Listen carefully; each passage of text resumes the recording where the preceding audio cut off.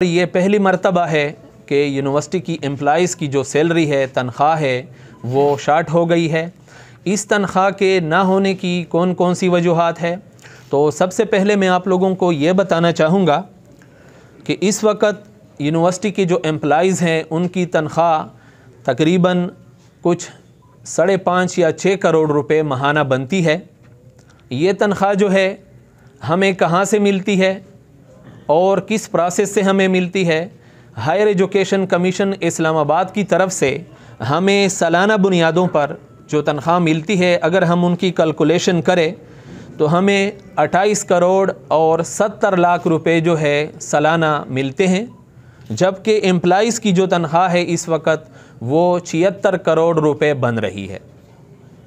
76 करोड़ जो है हमारी सालाना तनख्वाह है और हमें जो ग्रांट्स और जो चीज़ें मिलती है उनकी 28 करोड़ और 70 लाख है। गोया हर साल जो है यूनिवर्सिटी को 48 करोड़ जो है ये ख़ुद मैनेज करने पड़ते हैं। सवाल ये पैदा होता है कि हमारी ये आमदन जो है यूनिवर्सिटी की और उसका जो ख़र्चा है उसमें ये इतना डिफरेंस, ये नौबत क्यों पहुंची है? तो आप सब लोगों को मालूम होना चाहिए कि 2 साल पूरे होने को है। हायर एजुकेशन कमीशन ने BA BSc प्राइवेट के जो इम्तहानात हैं और MA MSc जो प्राइवेट डिग्री लोग करते थे उन पर पाबंदी लगाई है और ये तकरीबन 2 साल से हमारा आमदन का जो सबसे बड़ा ज़रिया था ये बंद कर दिया गया है। यूनिवर्सिटी के मुलाजिमीन को सूबाई हुकूमत की तरफ से या हायर एजुकेशन कमीशन इस्लामाबाद की तरफ से कहा जाता है कि जी आप लोग अपनी रेवेन्यू जो है जनरेट करें, तलबा की जो फ़ीसें हैं वो बढ़ाएं। अब सवाल ये पैदा होता है कि ज़िला बन्नू जैसा पसमानदा इलाका या इसके साथ जो बिल्ट है, मिरली मीरन शाह है, लक्की है या करक है या और जो इलाके हैं, क्या यहाँ जो गुर्बत की शरह है वो कितनी ज़्यादा है? अब अगर ये इनकम बढ़ाने के लिए यूनिवर्सिटीज़ जो हैं इन बच्चों की फ़ीसें बढ़ाएंगे तो उसका नतीजा यही निकलेगा कि हमारे बच्चे और बच्चियां जो है वो फिर तालीम से महरूम होगी। और हम किसी भी कीमत पे अपने बच्चों और बच्चियों को उन पर कोई ऐसा इजाफी बोझ जो है नहीं डालना चाहते।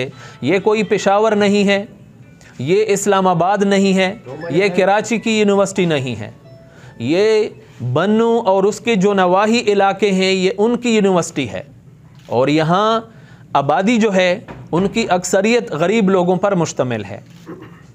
तो अब इस फ़र्क को किस तरह बैलेंस किया जाए तो वो भी मैं आप लोगों को बताना चाहूँगा कि निगरान हुकूमत के दौरान और पिछली जो हमारी गवर्नमेंट थी उसमें सूबे के 6-7 यूनिवर्सिटीज़ जो हैं उनको स्पेशल ग्रांट दिया जा चुका है।